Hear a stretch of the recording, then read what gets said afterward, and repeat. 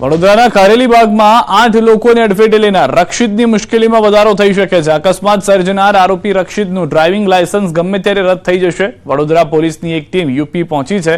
વડોદરા પોલીસે અકસ્માતને લગતા document UP આરટીઓને સોંપ્યા છે। યુપી ગયેલી પોલીસની ટીમને રક્ષિતનો પરિવાર હજુ મળ્યો નથી। રક્ષિતનો પરિવાર વડોદરા આવ્યો હોવાની આશંકા સેવાઈ રહી છે। તેમજ હજી સુધી પોલીસને રક્ષિત અને તેના 2 મિત્રોના બ્લડ સેમ્પલનો રિપોર્ટ મળ્યો નથી। પોલીસે રિપોર્ટ ત્વરિત મોકલવા ફોરેન્સિક લેબોરેટરીને રિમાઇન્ડર મોકલ્યું છે।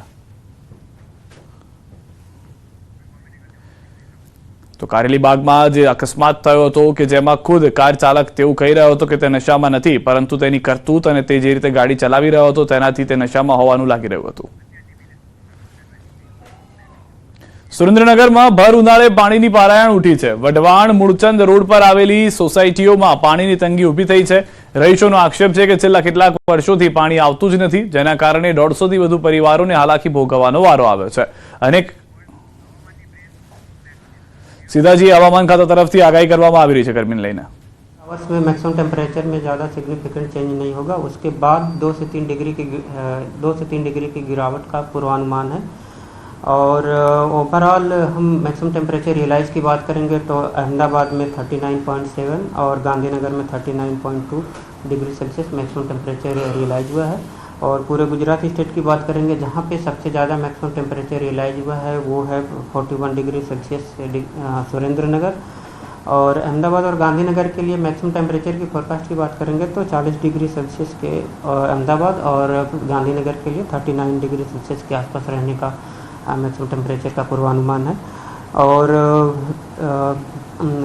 डिस्कम्फर्ट कंडीशन की बात करेंगे तो पूरे गुजरात स्टेट के जो कोस्टल एरियाज हैं उसमें डिस्कम्फर्ट कंडीशन आने वाले 2 दिनों में बनी रहेगी।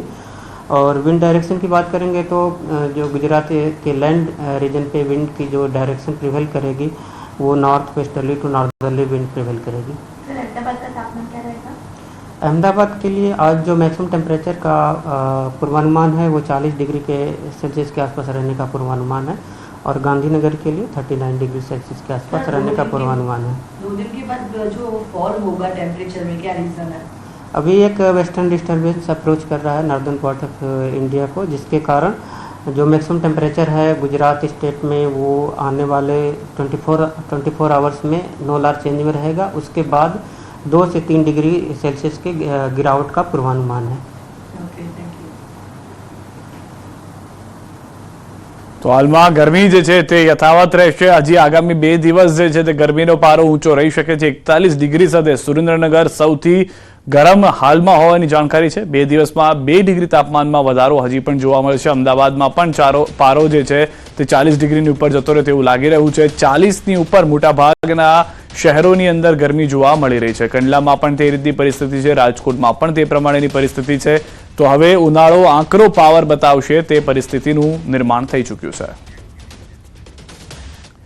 વિસાવદરની પેટા ચૂંટણી અંગે મોટા સમાચાર। આપ ઉમેદવાર ગોપાલ ઇટાલિયાનો દાવો, કોંગ્રેસ ઉમેદવાર ઉભો નહીં રાખે એવી આશા છે। વાવની ચૂંટણી વખતે જ કોંગ્રેસ સાથે નક્કી થયું હતું, વાવમાં અમે અમારી ફરજ નિભાવી છે। જે ફાઇનલ થયું હતું એ પ્રમાણે કોંગ્રેસ ઉમેદવાર ઉભો નહીં રાખે। ખાલી પડેલી વિસાવદર વિધાનસભા બેઠક પર હજુ ચૂંટણી પંચે કોઈ ચૂંટણીની જાહેરાત કરી નથી, તેમ છતાં આપમાંથી ગોપાલ ઇટાલિયા ચૂંટણી લડે તેવી જાહેરાત કરી દેવાય છે। અગાઉ વાવ પેટા ચૂંટણીમાં આપે ઉમેદવાર ઉભો નહોતો રાખ્યો। આમ આદમી પાર્ટી અને કોંગ્રેસ વચ્ચે નક્કી થયેલું, બેઠક થયેલી, ફાઇનલ થયેલું કે વાવ વિધાનસભાની ચૂંટણી કોંગ્રેસ લડશે, તે આમ આદમી પાર્ટીને ઉમેદવાર રાખે અને વિસાવદરની ચૂંટણી જ્યારે આવશે ત્યારે આમ આદમી પાર્ટી લડશે, કોંગ્રેસ ઉમેદવાર ઊભો નહીં રાખે। આવી વાત એ સમયે થયેલી અને અમારી વચ્ચે જે કાંઈ ડિસ્કશન ને ફાઇનલ થયેલું કોંગ્રેસ ને આમ આદમી પાર્ટી વચ્ચે એ પ્રમાણે અમે અમારી ફરજ નિભાવી છે। અમે વાવની ચૂંટણીમાં કોઈ ઉમેદવાર ઊભો રાખ્યો ન હતો। એટલે અમને આશા છે, વિશ્વાસ છે કે જે વાત અમારી પહેલા ફાઇનલ થઈ ચૂકી છે કોંગ્રેસ સાથે એ પ્રમાણે વિસાવદરમાં કોંગ્રેસ ઉમેદવાર ઊભો નહીં રાખે। છેલ્લા 8 દિવસથી આરોગ્ય કેન્દ્રના કર્મચારીઓ હડતાલ પર ઉતર્યા છે। અરવલ્લી જિલ્લાના આરોગ્ય કર્મીઓ પણ હડતાલ પર છે। ત્યારે ન્યૂઝ 18ની ટીમ ધનસુરાના પ્રાથમિક આરોગ્ય કેન્દ્ર ખાતે પહોંચી જેની સ્થિતિ જાણવા પ્રયત્ન કર્યો। ત્યાં કર્મીઓ હડતાલ પર ઉતરી જતા વેક્સિન સહિતની કામગીરી અટવાઈ છે, તો આરોગ્યની સેવાઓમાં પણ ઉણપ ન આવે તે માટે હંગામી કર્મીઓને મૂકવામાં આવ્યા છે। રાજ્યમાં આરોગ્ય કર્મચારીઓ હડતાલ ઉપર છે. આજે 8મો દિવસ છે. ત્યારે અરવલ્લી જિલ્લાની ધનસુરા તાલુકાનું જે શિકા પ્રાથમિક આરોગ્ય કેન્દ્ર છે ત્યાં ન્યૂઝ 18 ગુજરાતીની ટીમ પહોંચી છે કે શું હાલ છે. અહીંયા આરોગ્ય કર્મચારીઓ હડતાલ ઉપર છે. અત્યારે શું સ્થિતિ છે? અહીંયા દર્દીઓ અહીંયા આવે છે તો એમના માટે શું આયોજન છે? ઓકે, અહીંયા આરોગ્ય કર્મચારી હડતાલ પર છે, પણ અમારે અહીંયા NHM સ્ટાફ બધું સ્ટાફ હાજર છે. બરાબર, અહીંયા આગળ અમારી ઇમરજન્સી સેવાઓ બધી અમારી ચાલુ છે.